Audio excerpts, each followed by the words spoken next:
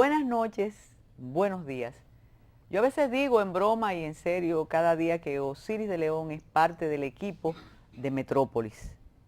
Y es así, porque cuando lo necesitamos, él aparece.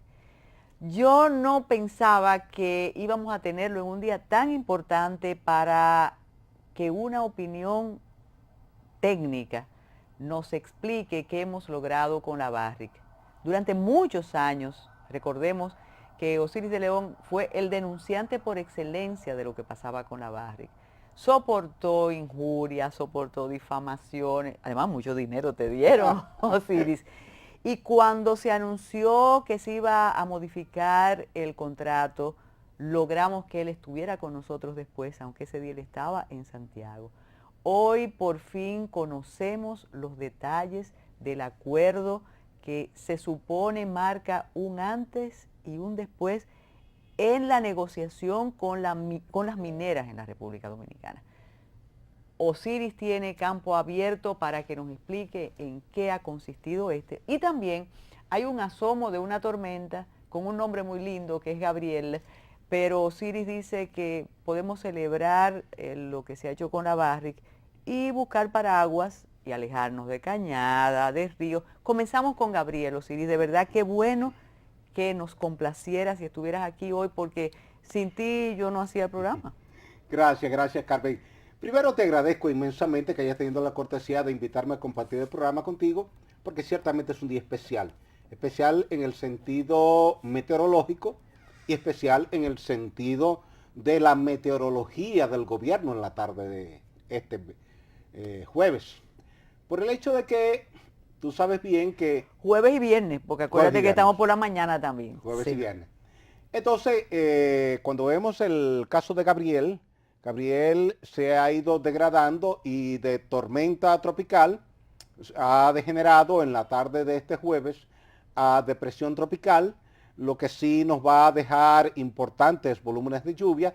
De hecho, ya en la noche de este jueves ha estado cayendo una gran cantidad de lluvia en la región este del país, no tanto como en Puerto Rico, evidentemente, pero sí mucha lluvia. Tú puedes ver ahí esa imagen, todas esas bandas color rojo vermellón, toda esa zona con mucho vapor de agua donde hay lluvias de moderadas a intensas. Hay lluvias en la porción central de la cordillera central hacia la región fronteriza, pero también durante el día durante este viernes vamos a tener lluvias en una gran parte del territorio dominicano. Esa imagen que tú ves ahí es una combinación de diferentes tipos de imágenes. Ahí hay una imagen de vapor de agua, hay una imagen de radar Doppler y hay una imagen satelital. Eso verde que tú ves ahí es lluvia que ha estado cayendo durante la noche de este jueves. Lo rojo que tú ves es una zona con una gran cantidad de vapor de agua y donde hay lloviznas importantes. Y lo azul es la zona donde ya comienza la lluvia y va afectando esas zonas.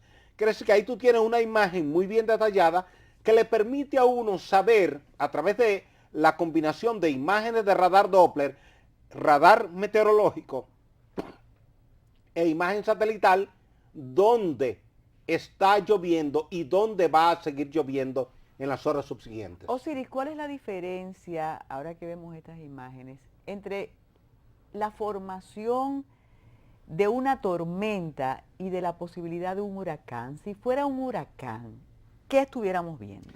Si fuera un huracán, estuviéramos viendo nubes más organizadas, más circulares y con una serie de patitas como una sierra sin fin dando vueltas. Entonces tú ves que todas obedecen a un patrón circular regular. En este caso, fíjate que tú tienes 4 manchas rojas, ¿verdad? Quiere decir que está desorganizada esta depresión tropical. Y al desorganizarse no hay un centro definido. Si yo te preguntara a ti, perdón, si te preguntara, Carmen, ¿dónde está el centro? Tú no sabías No. definir un centro. Si fuera un En cambio, ciclón, cuando sí. hay un huracán, tú ves el centro, que es el ojo, bien definido, un huequito. Y alrededor, tú ves las bandas nubosas que van girando dando vueltas, y tú ves el sentido en el que gira. Porque aquí en el hemisferio norte giran contrario a las manecillas del reloj. Y entonces eso te permite a ti saber dónde está el huracán ahora, dónde estaba anteriormente y en qué dirección se está moviendo. Por suerte, esto no amenaza con ser huracán, se ha degradado porque su presión ha sido muy alta. En la mañana tenía una presión de 1008 milibares, pero ya al final de la tarde subió a 1011 milibares. Y cuando sube la presión de un fenómeno meteorológico, sus fuerzas se debilitan. ¿Por qué se están debilitando tanto esas formaciones y la amenaza de ese ciclón que siempre tememos se desvanece? Falta de vapor de agua muy caliente. Lo que fortalece un fenómeno meteorológico, le da esa fuerza que le va aumentando los vientos, es precisamente el vapor de agua que encuentra en el mar. En la medida en que entra a una zona caliente, se fortalece. En la medida en que entra a una zona de aguas frías, se debilita y se desorganiza. Por eso siempre hay que monitorear cómo está la temperatura en la superficie del mar en el lugar por donde va el fenómeno meteorológico. Y en base a eso tú proyectas si va a pasar de depresión tropical a tormenta tropical y de tormenta tropical a huracán, o si va a hacer lo contrario. Se va a ir degradando hasta convertirse en un simple disturbio meteorológico. Entonces eso es lo que está pasando, porque Sí. fíjate, esta temporada todos han Se sido han debilitado. fallidos.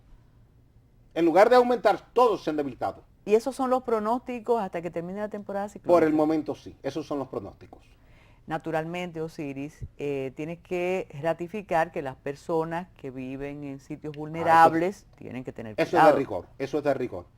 Cuando tú tienes un fenómeno meteorológico, indistintamente de que sea de mediana intensidad o de alta intensidad, toda la gente que vive cerca de ríos, arroyos y cañadas debe tomar las medidas precautorias. Porque una cosa, Carmen, es la fuerza de los vientos y otra cosa es la intensidad de la lluvia. Puede no ser huracán, puede no ser tormenta tropical, puede ni siquiera ser una depresión tropical, puede ser una simple vaguada, pero cuando se desplaza lentamente, como ha estado en el día de hoy, Gabriel, entonces tú encuentras que poca lluvia por unidad de tiempo multiplicada por un largo periodo de tiempo es una gran inundación. Claro que sí. Hay algo que tú decías hace, creo que un mes, cuando hubo un anuncio y unas medidas de precaución, de prevención muy importantes, que había que reconocer el trabajo del COE, y yo creo que ya es tradición el trabajo del COE. El COE ha mejorado Sí. mucho después de lo que pasó con la tormenta Noel, después de lo que pasó con la tormenta Olga, y con un par de tormentas más que fueron posteriores a Olga, pero al año siguiente. El COE siempre entendía que desde el gobierno no se debía dar la información como era porque teóricamente producía pánico. Mi tesis era contraria, Claro. que a la gente hay que alertarle para que sepa la magnitud del problema y toda la gente se salga. Cuando vivieron la experiencia de la tormenta Noel, que murieron cientos de personas en el país, Se dieron cuenta que cuando sí había luego que... vino lo de la tormenta Olga, que me cuestionaron públicamente cuando yo hablaba de esto en la Z y explicaba en una cadena radial que había montado la Z, donde había más de 20 emisoras a nivel nacional, transmitiendo las alertas que estábamos dando con la tormenta Olga. Y bueno, ellos dijeron que no iba a pasar nada en la presa de Tavera, que todo estaba tranquilo. Lo dijo el INDRI también, lo dijo la EGEIR. Vino el fenómeno a la medianoche, tal y como habíamos proyectado. Abrieron las compuertas de la presa, tal y como habíamos proyectado, y mataron 300 personas en la zona de Santiago. Se oye muy duro, Osiris, pero fue así. Pues sí, Mataron esas personas. mataron 300 personas. Entonces aprendimos la lección. Aprendimos la lección. Entonces ya ellos saben que con eso no se puede jugar. Además, Danilo, después que se juramentó el 16 de agosto del 2012, cuando vino el primer fenómeno meteorológico, los convocó a una reunión a Palacio y les dijo de esta forma categórica: no quiero un solo muerto por negligencia. Es cierto, ¿Recuerda eso? sí. Y salió publicado en toda la prensa. Danilo le dijo, no quiero un solo muerto por negligencia, porque estaba comprobado que en los casos anteriores había negligencia. George, 98. Bueno. Negligencia. ¿De quién? De la defensa civil. Negligencia, irresponsabilidad y vagabundería. Eso fue terrible. Sí. Un director de la defensa civil decirle al país, no, ese huracán no viene para acá. Hoy es legislador, sí, diputado, ¿verdad? Diputado. Diputado. Y propone proyectos. Normal. 911 y estas cosas. Exactamente. Luego, cuando Noel, una negligencia. Ellos se enteran de que hay una tormenta en el suroeste, después que la tormenta ha azotado todo el suroeste. Ellos estaban todo el fin de semana. Oye, la verdad es que los seres humanos olvidamos y las sociedades olvidan, sí, porque si uno viviera recordando eso, muchas cabezas volarían, ¿eh? Búscate algún periódico que te haya alertado de que venía una tormenta por la región suroeste del país, antes de Noel. Tú nunca viste nada en la prensa. Ni 2 días antes, ni 3 días antes, ni un día antes, incluso ni 2 horas antes. Después trataron de justificarse, como ahora con el delincuente Nuncio, que eso es un delincuente, diciendo que la culpa es de los periodistas. Y de, sí. Sí. Él es el pederasta, pero él es el abusador. Entendido que no era la prensa la que propiciaba esos encuentros en la ciudad colonial. Ni que iba a buscar a los niños, además, por demás, niños pobres, niños carenciados. Sí, pero eso mismo que no era la prensa la que propiciaba esos encuentros. Que creo que eso es una vergüenza. Claro, mundial. Mundial, exactamente. Mundial. Eso... Y yo dije, tan pronto se produjo la declaración de Monseñor Agripino Núñez Collado, y lo voy a compartir contigo, esa declaración no la dio Agripino por instrucciones de la Conferencia del Episcopado Dominicano, la dio por instrucciones de Roma. Definitivamente. De Roma. Tú conoces a Agripino, yo conozco a Agripino, soy amigo de Agripino, no he conversado esto con él, estudié en la universidad que él ha dirigido, dirigía desde antes de yo ser estudiante en esa universidad. Claro que sí. Y puedo decir, conociendo yo a Agripino, como lo conozco, que esa declaración no es espontánea de Agripino. No, e incluso siento, y tú sabes que Agripino es uno de los personajes públicos más controversiales, sí, que en ocasiones le decimos cosas muy desagradables, pero en esta ocasión él se sintió estremecido. Claro. Se nota que está conmovido. Y le dieron luz verde en el Vaticano. Exactamente. Dígalo, que usted está respaldado por nosotros. Yo pienso que lo hizo muy bien. Sí, sí, lo claro, hizo bien. Compañeros de él, como se dice en la iglesia, compañeros, correligionarios, le están dañando el momento, tú sabes. Pero él tiene el respaldo de Roma. Certifícalo. Y eso es fundamental. Que tiene el respaldo de Roma. Ese es el respaldo que se necesita, sí, definitivamente. Qué bueno que mencionamos eso, aunque fuera de pasada, porque de verdad que sí, caso, eso es otro huracancito. Que ese no se debilitó, ese se va a fortalecer. Cuando regresemos vamos a hablar de la Barrick, naturalmente, con Osiris de León.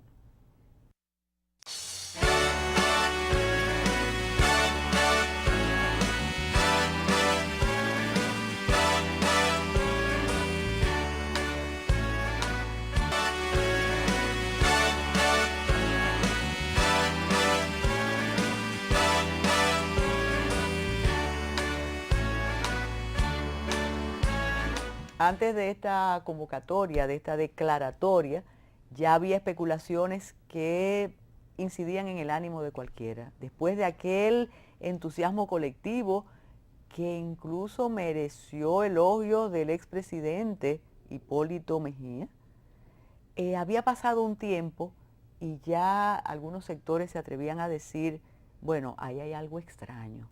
¿Qué pasó? Sin embargo, yo pienso que a partir de esta declaración, Osiris, el misterio está develado y vamos a escuchar parte de lo que se dijo hoy y que tú nos expliques qué tan positivo para el país es esta revisión y este acuerdo con la Barrick. No sé si tenemos listo algo de lo que se dijo para que... No lo tenemos listo. Pues adelante, Osiris. Mira, el anuncio oficial de este acuerdo, que ya hoy fue firmado,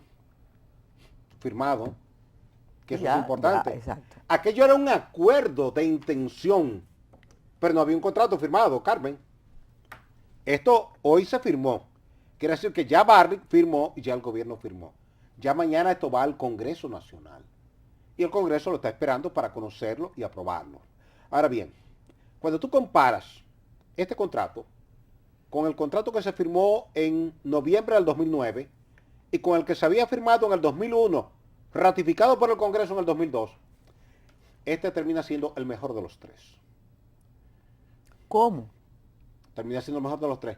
En parte por la renegociación del gobierno y en parte por la trampa que Barrick puso en el contrato del 2009, condicionada al 10% de tasa interna de retorno. Recuerda que Barrick... Explícame eso al paso, Déjatelo porque explicar tú me lo explicaste, para que la gente vea. pero eso es para genio, ¿eh? Mira, Bueno. no, es que eso fue hecho así para genios. Eso fue hecho por gente que sabe y que sabía muy bien lo que estaba haciendo.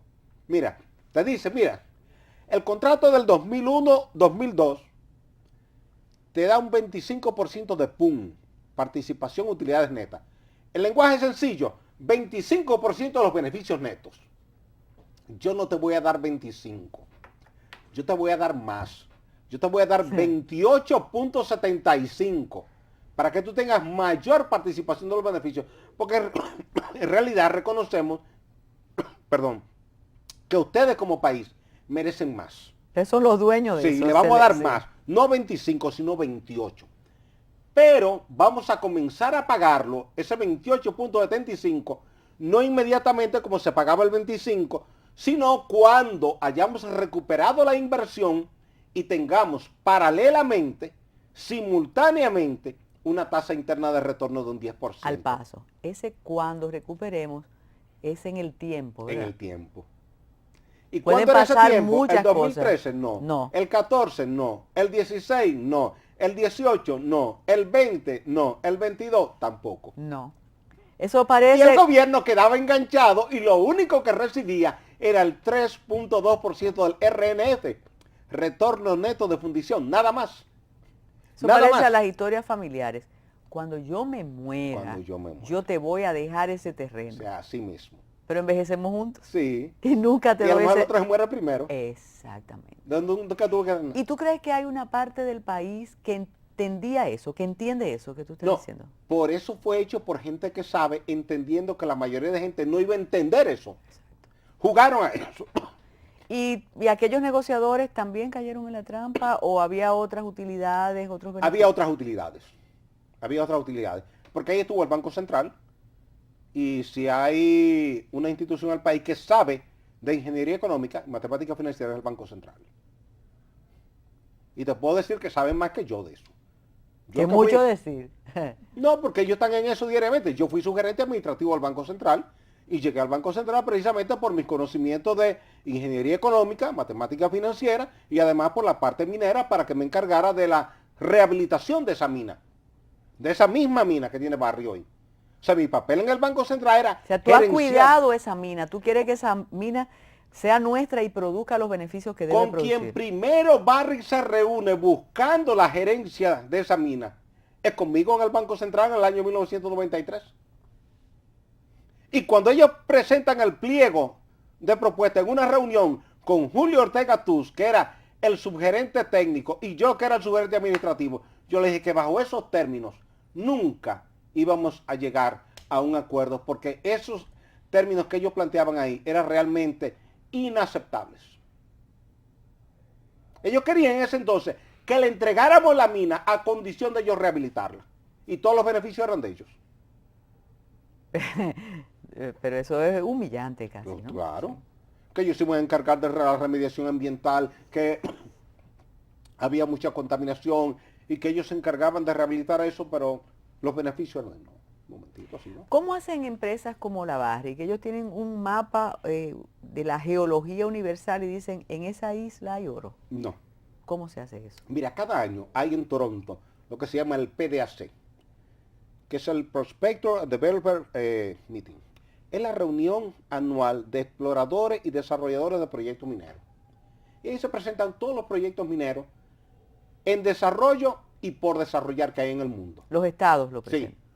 Y las empresas. Entonces tú tienes un proyecto minero, digamos aquí en Bonao, tú vas y presentas tu proyecto. Y yo tengo uno en San Juan y voy y lo presento. Y Luis tiene uno en Montecristi o en Dajabón y va y lo presenta. Entonces, Es como una bolsa. como si fuera una bolsa. ¿Bien? Entonces me interesa tu proyecto y yo invierto en tu proyecto. A ti te interesa mi proyecto y tú inviertes en mi proyecto. Entonces, de esa manera, se va tamizando y se ve dónde están las principales operaciones y dónde están los principales prospectos mineros. Y entonces hay empresas que van detrás de esos grandes prospectos. Si de repente tú descubres mañana una mina en República Dominicana que tiene 25 millones de onzas de oro, como tiene Barrick ahí en Pueblo Viejo, todo el mundo la quiere. Porque sabe que eso es negocio hoy, mañana y pasado. Entonces hacen su proyecto y lo proponen. Y lo presentan. Esa es la historia de la Barrick. Esa es la historia de Barrick, ya con una mina que había estado en operación desde el 74. Esto entró en operación en abril del 74 con Rosario Resort y Simplot Industria. Don Antonio les compra las acciones de ellos en el 79 y ahí es donde pasa a manos estatales. Y el Estado entonces nombra una persona de uniforme al frente de la mina y entonces se desvirtúa la operación minera y entra más la operación estatal política. Que fracasó. Sí, fracasó. Porque en una operación minera tú no puedes descuidar la parte técnica. Si la Jamás. descuidas Es se te fundamental. cae. Es la primera. Se te cae. ¿Sí? Entonces tú tienes que tener una serie de componentes que no pueden faltar nunca. Por ejemplo, cuando Rosario Resort estaba aquí en operación, 74-88, ese periodo. Porque cuando a ellos se le compra, se les deja un contrato de administración. Había prácticamente dos plantas. Tú veías una. Pero ¿por qué te digo que habían dos? De cada pieza había una y dos en stock. De forma tal que se te podía partir cualquier pieza de la planta entera Y a las 3 de la mañana. Y ya a las 3:30 la planta estaba otra vez. Porque no había que salir a comprar una pieza al mercado internacional. La pieza estaba ahí en almacén. Y venía inmediatamente y se cambiaba. Era el momento de parar el molino, la trituradora, el conveyor, lo que fuera. Parar, desmontar la pieza rota y ponerla. Toda esa tecnología cambió. Ha cambiado. Porque usábamos en ese entonces la tecnología de cianuración. Hoy día es la tecnología de oxidación a presión en autoclave. Porque en aquel entonces ¿Y cuál es la óxido. diferencia? El ambiente, preservar. Sí, aquella era mineral oxidado. Esta es mineral sulfuroso. Entonces el mineral sulfuroso no te responde al tratamiento de cianuración si tú no lo oxidas primero. Entonces por eso es la planta de biooxidación, termooxidación, porque lo que iba a plantear Placerdón era biooxidación. Lo que Barrick propuso, bueno, eso que tú ves ahí, míralo ahí, es un autoclave. Entonces ese autoclave recibe una inyección de oxígeno con el mineral, sube la presión, sube la temperatura y entonces oxida el mineral, que es pirita, un sulfuro de hierro, y es falerita con sulfuro de zinc. ¿Y por qué móvil? No, porque ahí lo van transportando. Ah, ok. Ahí lo van transportando para la mina, para montarlo. Ya ahí en la planta ya ahí está montado. Ahí es que se convierte entonces. Ya, todo entonces de ahí tú sacas el oro y la plata. Eso es lo de hoy, eso es Barrick hoy. Eso es Barrick hoy. Entonces, la revisión 2001, 2009, 2013, esta es la que debimos tener siempre. Sí. ¿O se acerca? No, esta es mejor que la que tuvimos en el 2001. No porque el gobierno hubiera hecho un buen negocio, sino porque Barrick hizo una trampa en el 2009. Y la trampa estaba condicionada a la obtención de una tasa interna de retorno de un 10%. Como yo estuve planteando por 4 años que había que eliminar esa tasa interna de retorno, lo primero que el gobierno negocia es quitar la tasa interna de retorno como un condicionamiento para pagar el PUN. Al quitar eso... Ahora este gobierno. Eso sí, este gobierno, el de Danilo. Al quitar eso del contrato, ahora Barrick se queda con un PUN de 28.75 y no con uno de 25, que era el que había negociado con Hipólito. El que había negociado Placerdón con Hipólito. Porque Barrick nunca negoció con Hipólito. Fue Placerdón que negoció con Hipólito. Pero en el 2005, Barrick compra a Placerdón y consecuentemente compra el contrato. Entonces viene con el contrato y le pide a Leonel que se lo cambie. Pero que lo cambie en condiciones vergonzosas. Porque cuando tú leías el contrato en términos estructurales, desde el punto de vista de las matemáticas financieras, tú te dabas cuenta que lo único seguro que tenía el gobierno era el 3.2% del RNF, que es el retorno neto de fundición, que es la regalía. Todo lo demás se quedaba en los bolsillos de Barrick. Ahí vamos a hablar de algo que tú has repetido durante años y lo has escrito en tu columna. ¿Por qué se aceptaron esas condiciones? Y tú siempre lo denunciaste y no se entiende por qué se aceptó de esa manera. Y no solamente que se aceptó, Carmen, hay algo más preocupante. Se defendió. Un presidente de la República ponerse una chaqueta de seguridad minera, color naranja, ponerse un casco protector minero con un sellito que dice Barry y decir, este contrato es modelo modélico, digo, a nivel mundial dentro de la minería. Eso fue vergonzoso.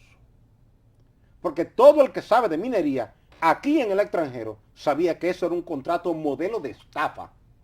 Y así siempre. Tanto así que Barry me mandó a amenazar un día a mi oficina, diciéndome, me mandó a decir la abogada de Barry, que si yo seguía diciendo que ese contrato era una estafa, me iban a llevar a los tribunales. Y mi respuesta a la abogada de Barry, a través de un abogado, dígale que proceda hoy mismo a demandarme, que estoy dispuesto a ir a los tribunales nacionales o internacionales para demostrar que ese contrato es una estafa, y que ella lo sabe que es una estafa. y lo supieron los legisladores que dijeron que no lo leyeron. Claro. Pero ya eso es pasado. Pero que sí tenían mi informe, claro, que me habían pedido, donde yo les decía que no lo aprobaran, porque ahí lo único seguro que teníamos era un 3. Y nada más. Los mismos legisladores que después aplaudieron a rabiar la decisión de transformar, modificar todo eso. ¿Qué conseguimos ahora? Recuerda que siempre el aplauso se le da al presidente de turno. Ah, es cierto. Eso le gustó al público.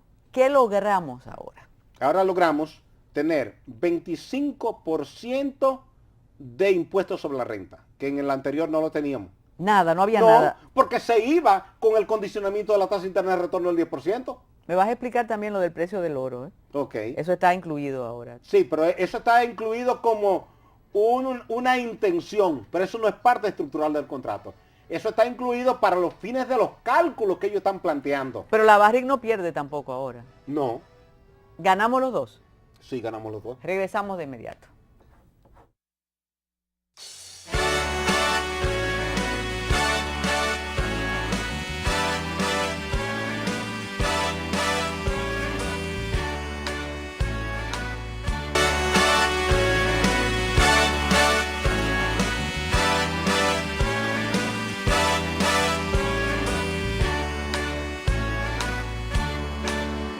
Se dice, Osiris de León, o se decía, ya quizás después de lo que tú me estás explicando y le vas a explicar al público, no se dirá más, que lo que se anunció aquella tarde era mejor que lo que teníamos, pero que no era lo más adecuado. Sin embargo, ahora tú me dices que lo que se anunció esta tarde es mejor que todo lo anterior. ¿Por qué es mejor que todo lo anterior? Porque el contrato anterior, el que se firmó en el 2001, nos daba 25% del PUN, 25% de impuestos sobre la renta y 3.2% de retorno neto de fundición. Lo que se negoció en el 2009 nos dejaba solamente el 3.2% del retorno neto de fundición. Lo que se ha negociado ahora nos da el 25% de impuestos sobre la renta, el 28.75% del PUN y el 3.2% del retorno neto de fundición. Si tú lo sumas todo, te vas a dar cuenta que ahora tenemos un 3.75% más que los contratos anteriores, sobre todo que el del 2001. Claro, eso fue por la malicia que tuvo la Barrick de querer engañar al país, cambia el 25 del PUN al 28.75 y ahora al quitarle el condicionamiento del 10% de tasa interna de retorno, se queda enganchada con el 28.75. ¿Por qué accede la Barrick a esto? ¿Qué pierde o qué cede accediendo? Explícame esa negociación. ¿Qué pasa? Tú estás hablando, Carmen, de una de las 5 minas de oro más grandes del mundo. Y el que tiene una mina de este tipo, tú le puedes dejar el 10% y le es negocio. Le deja el 15 o el 20 y le es negocio. Le estamos dejando el 49 y es un gran negocio para ellos. Tú sabes que cuando Rosario Resources explotaba el oro en el año 78, el gobierno dominicano recibía 76 centavos de cada peso de beneficio. 76. Claro, aquel contrato tenía una fórmula de escalamiento que subía la participación porcentual del gobierno en la medida en que el precio del oro subía. Es evidente que Rosario Resort y Simplot Industries, que empezaron una operación cuando el oro estaba a $50 la onza, nunca pensaron que el oro iba a llegar a $800 la onza. Y al llegar a $800 la onza, tenían que pagarle al gobierno el 76% del total. Vamos a hablar de lo que resultaba ofensivo para el interés nacional, que en aquel discurso del presidente Danilo Medina y después en aquella reunión en Palacio se dijo. ¿Cuándo vamos a comenzar a recibir beneficios de la Barrick nosotros? Vamos a comenzar a recibir beneficios en noviembre del año 2012. ¿Cómo?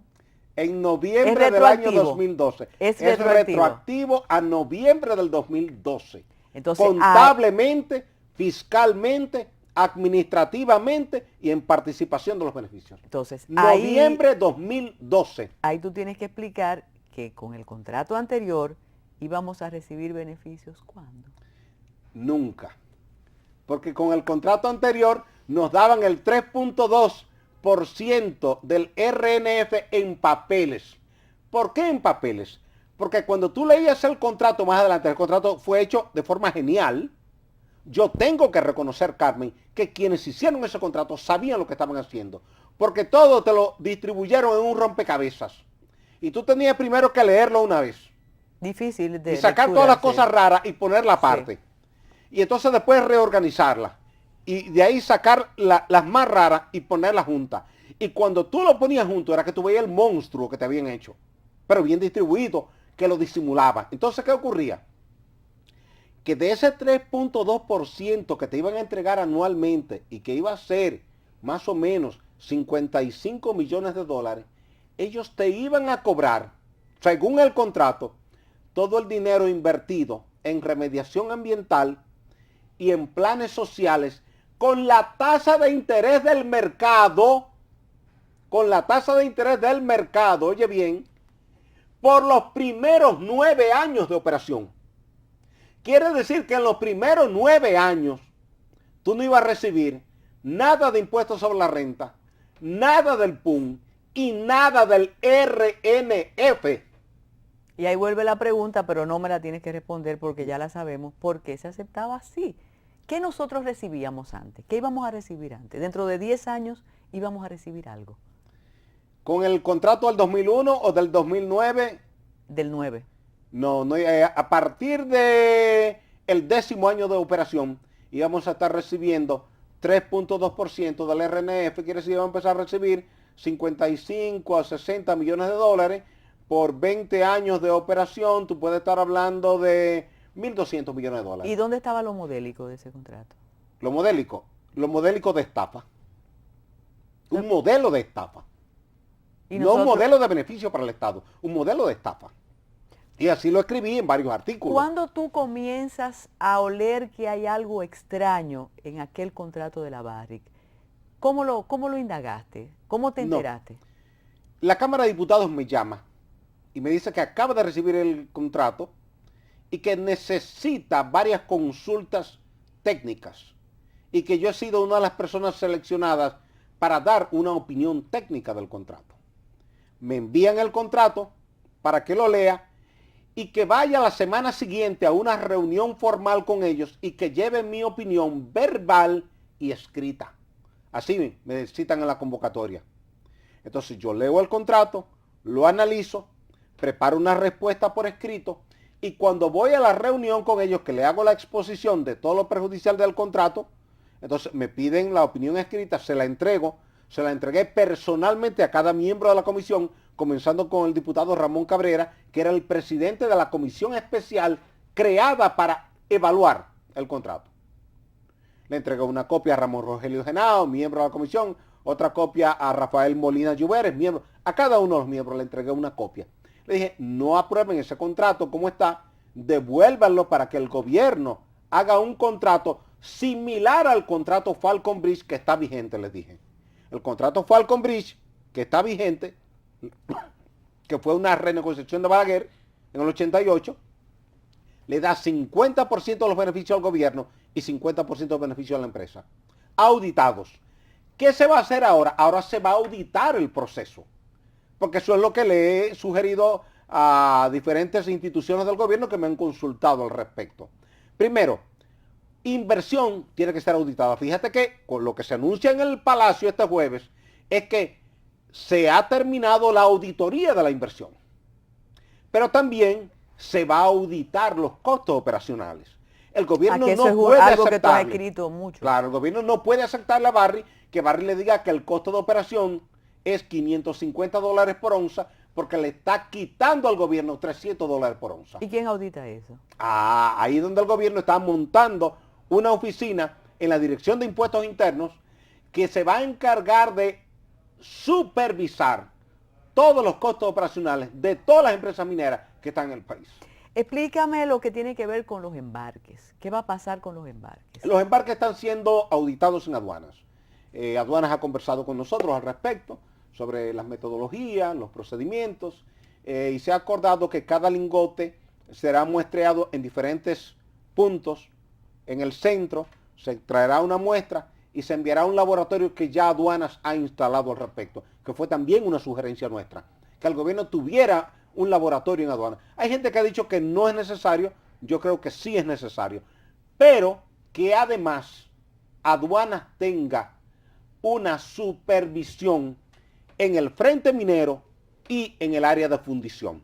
¿Por qué en el frente minero? Porque tú llevas la contabilidad del volumen de material que está entrando diariamente a molienda y la ley de ese mineral y cruzas esa información con lo que sale en refinería, donde sale el lingote. Pero tienen que ser personas muy honestas y que tú evidentemente sean de confianza para el Estado nuestro. De acuerdo contigo. Y un personal que sea rotado permanentemente, para que no sea susceptible a regalos. Tiene que ser así. Se está haciendo casi una advertencia desde aquí ahora. Sí, con sí. eso. No, como le hicimos una advertencia al gobierno, que si el gobierno le aceptaba un costo operacional de $550, el gobierno se estaba dejando engañar deliberadamente con $300 por onza y que eso al año representaba $360 millones menos para el gobierno. Hay otro aspecto, el precio del oro. ¿Cómo es que se negoció eso ahora? De acuerdo al precio del oro, ¿van a pagar más o menos impuestos? ¿Qué tiene que ver eso? El precio del oro y lo que ellos van a pagar no tienen ningún vínculo en ninguna parte. En ninguna parte. El precio del oro de cada día, que varía todos los días en el mercado de Londres, que es el mercado de referencia para este contrato. Tú tienes un mercado de oro en New York, tienes uno en Londres, tienes uno en Hong Kong, y se toma el de Londres como referencia. El precio del oro en el mercado de Londres, cada vez que se despacha un embarque, es el precio con el cual se trabaja la contabilidad de cada año. Y el gobierno entonces va a cobrar en función de los beneficios netos, calculando un beneficio mínimo por cada periodo de 3 años y de forma adelantada. Entonces, si cumplidos esos 3 años, los beneficios son mayores o menores, se hacen los ajustes en función del precio del oro. Pero si los beneficios son 10, de eso al gobierno le toca 5.1. Si son 100, al gobierno le toca 51. Si son 1000, le tocan 510. Entonces, no está condicionado al precio. La gente se ha confundido y piensa que si el oro está por debajo de 1.600, la empresa no paga. No, el oro puede estar a 10 centavos. Eso es una confusión generalizada, Claro, por eso yo he insistido. Pero la culpa de esa confusión la tiene el propio gobierno. Porque no tiene, el gobierno, por querer dar una idea aproximada de cuánto va a recibir, toma un valor de referencia del oro que no se va a cumplir ni mañana ni pasado porque ese valor cambia cada día.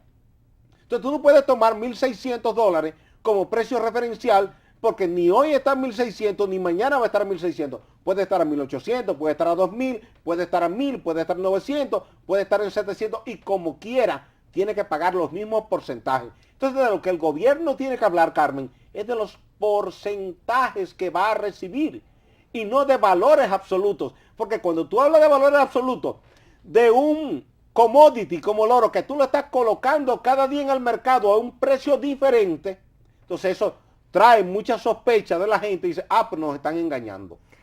Hay algo que me gusta que lo repitas. Antes no pagaba la Barrick impuestos sobre la renta. No. En el contrato del 2001 sí. En el del 2009 queda condicionado a la tasa interna de retorno. Tanto al 25% de impuestos sobre la renta como el 28.75 del PUN. Mientras la empresa no declarara una tasa interna de retorno, ni pagaba impuestos sobre la renta, ni pagaba PUN. Por eso fue que forzamos la situación para que se eliminara esa traba, ese pestillo de seguridad puesto a la puerta, que no le permitía al gobierno acceder ni a cobrar los impuestos, ni a cobrar el 28.75 de utilidades. Osiris, después de aquella frase que se convirtió en antológica del presidente, contrato es inaceptable. Inaceptable, paradójicamente, o paradójicamente no, muchas personas decían, no, pero es que eso no es así, porque independientemente de la revisión, hay tales y cuales inconvenientes con la negociación que hizo y hará el gobierno.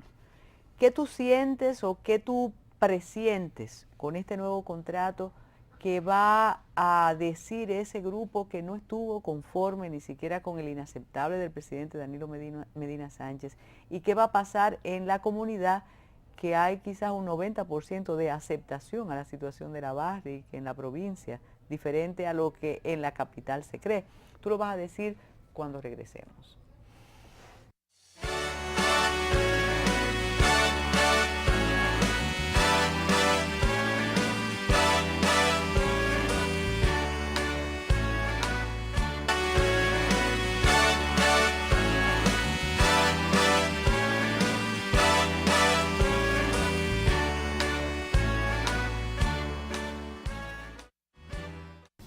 Este año, el gobierno de la República superará los 30.000 millones de pesos destinados a la salud pública, una cifra que nos llena de orgullo.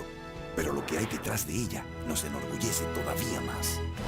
Miles de dominicanos tienen ya la salud más cerca de sus hogares, y muchos otros se beneficiarán muy pronto de la ampliación y modernización de unidades de atención primaria, centros de diagnóstico y hospitales que ya están en marcha en todo el país. Muchas otras personas pueden acudir ahora a las nuevas farmacias del pueblo y reciben medicamentos a precios más bajos. Además, 100.000 dominicanos más han sido incluidos en el régimen subsidiado del Seguro Familiar de Salud. Y todos nos beneficiamos ya de atención gratuita, gracias a la eliminación de cuotas en los hospitales. Un año cuidando a la gente. República Dominicana. Hora de hacer lo que nunca se ha hecho. Me preocupan algunos aspectos, aunque vamos a hablar de eso, de lo que planteamos antes del cambio. Cuando tú decías de cómo se va a vigilar el cumplimiento de este contrato, tiene que ser, reitero, una persona de mucha credibilidad y, como tú dices, que hay que rotarlo. Pero vamos, ¿cuáles eran los aspectos que no les gustaron, no le ha gustado todavía a quien se opone a la Barrick? ¿Y cómo tú piensas que la comunidad de Cotuí, de Sánchez Ramírez, va a acoger este cambio? Mira, hay dos cosas que la gente ha argumentado, pero que no son válidas. La primera es que el acuerdo no pone énfasis en la protección ambiental. No, porque ningún contrato tiene que poner énfasis en la parte ambiental. Hay una ley ambiental 6400 que con contrato o sin contrato usted tiene que cumplirlo. Con acuerdo con el gobierno o sin acuerdo usted tiene que cumplir la ley ambiental. Entonces, un contrato no puede estar por encima de la ley ambiental. Jamás. O sea, la ley ambiental, y tú como experta en ciencias jurídicas, mujer de larga data en ejercicio en ese tema, sabes bien que una ley está por encima de un contrato. Entonces tú no puedes decir a mí que el contrato está flojo porque no se refiere a los temas ambientales cuando hay una ley ambiental vigente que se le aplica a todo el mundo, sector público y sector privado, con contrato y sin contrato. Y yo pongo un ejemplo muy sencillo, Carmen. Tú no tienes un contrato firmado con el ayuntamiento, ni con la ONA, ni con la AMET, ni con la Dirección de Tránsito Terrestre para pararte o para seguir en los semáforos, ¿verdad que no? Tú tienes un contrato. Pero la ley dice que tú te La ley tienes que parar en la luz 241 roja. dice que me tengo que Sí, parar. te tienes que parar. Te cruzaste, ahí viene la multa. Entonces, no importa que tú tengas un contrato de zona franca, que tú tengas luz verde para lo que sea, usted se tiene que parar, dice la ley 241. Entonces, aquí hay una ley ambiental que dice que todo proyecto público o privado tiene que adecuarse ambientalmente para la sostenibilidad del proyecto. Entonces, ahí se cae ese argumento.